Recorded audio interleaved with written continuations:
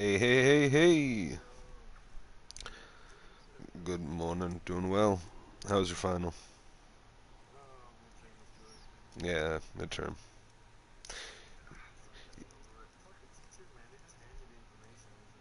Yep.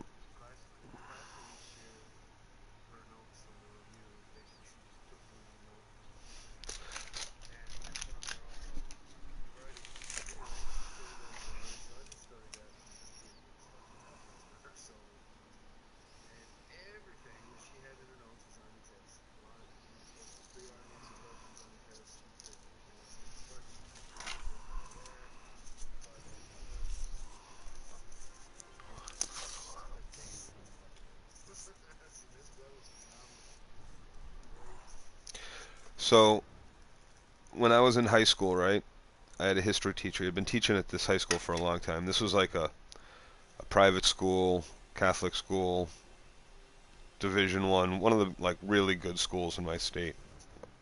But anyway, so when oh, one second, I'm concentrating on something.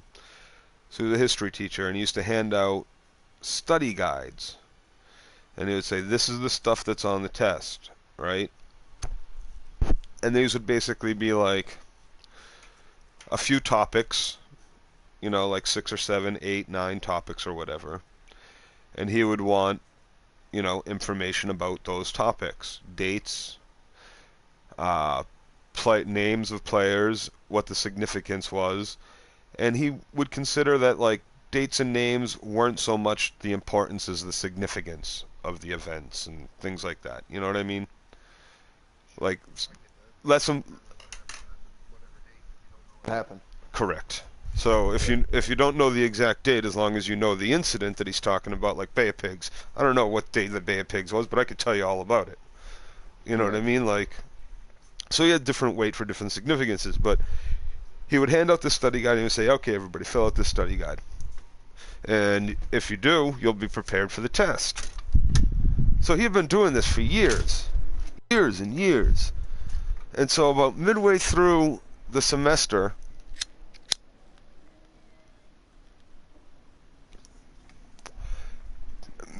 yeah, I had take a yeah. So midway through the semester, kids had started already like working together in study groups, and basically what they had decided was, okay, I'll fill out like three of them, and then you fill out like three of them, and then we'll give each other our notes. And then what it ended up being is, well, some kids are much better at explaining all this shit. So by the time the fucking midterms rolled around, it was like, all right, there's 30 fucking things on this study guide. Fuck it. Well, you're gone.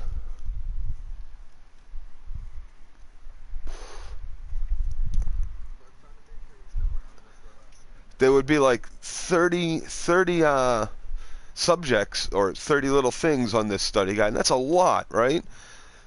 To like think of a paragraph to write about all this shit that has the right information. So it was like, Bill, you're the smartest kid in the fucking whole class of 250 students. You know, I'll buy yours for $5.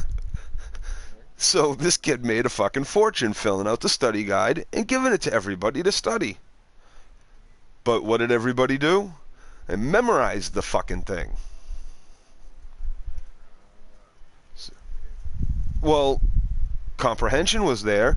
Everybody had the exact same fucking answers. No, there was no comprehension of the information. It was just memorization. Right, but what's worse? Like almost word for word.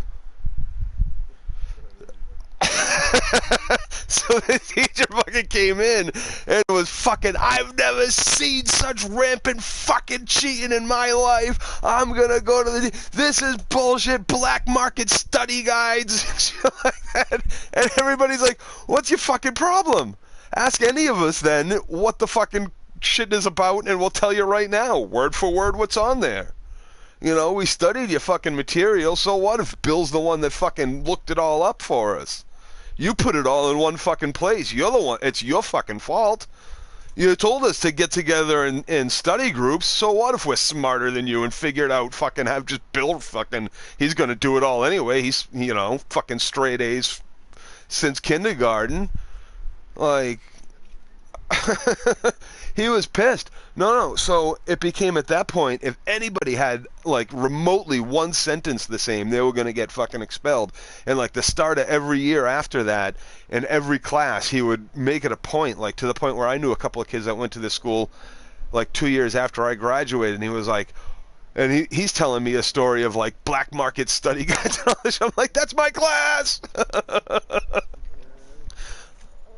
Yeah. I'm gonna close this line and leave you like maybe I'm still paying. Yeah. All right.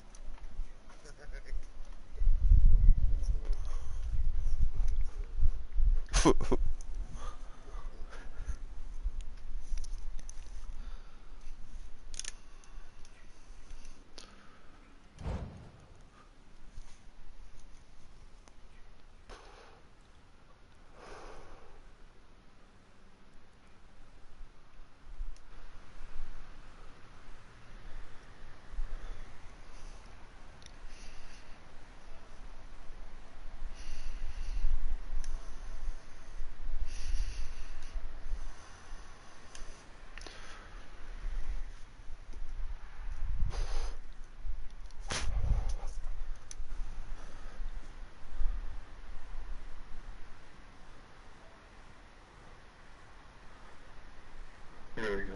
Right. And one thing you got to remember too, it wasn't just like my classroom of 20 students.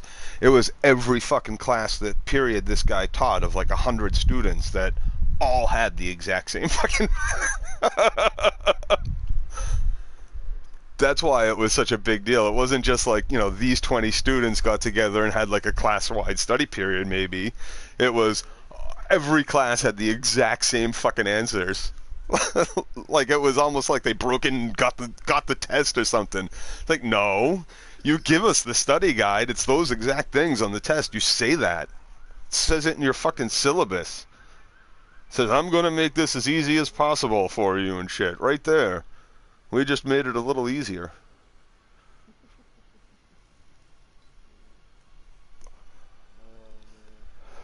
So Joe, I watched. That's a good story. I know you told me that was funny. So I watched. Speaking of laughs, I watched part 8 yesterday with Bill.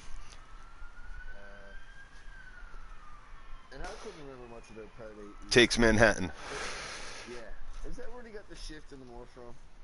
Probably. That's how else you get on the boat and shit and get off the boat and. Not only that, he was watching this guy climb up the mast, the boat, or whatever it is, that, up the crow's nest. And then he was in the crow's nest. Yeah, and Jason's up looking at him, and then the next thing you see funny stuff on him, and then next thing Jason's literally right behind him, throws him off. And then shift up there. Yep. The kids are smart.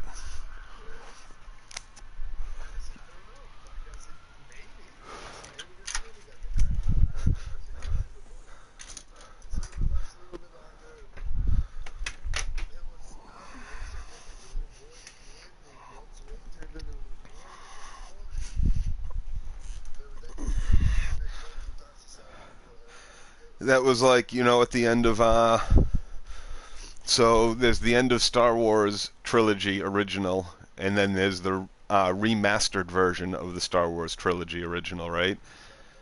And the remastered version has young Anakin waving. Same deal. Jason was on the dark side.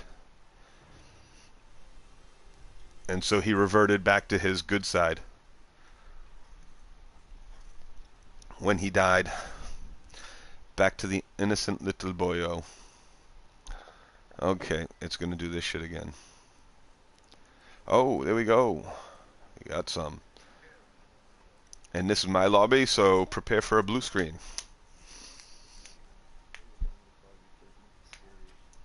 Nice.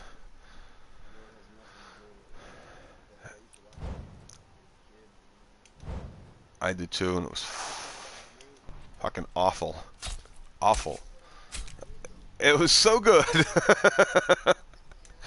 It was one of those awful bad shows you knew was ridiculous. Like, oh no, this cursed book, this cursed statue, this cursed comb, this cursed. We've got to get it back. Me too. I love the writing. It's a lot of cool shit. It's the same as like the librarian is now. I don't know if you've ever watched that. No, I haven't. There's three movies with what's his name, Noah Wiley, the guy from ER. Is that his name?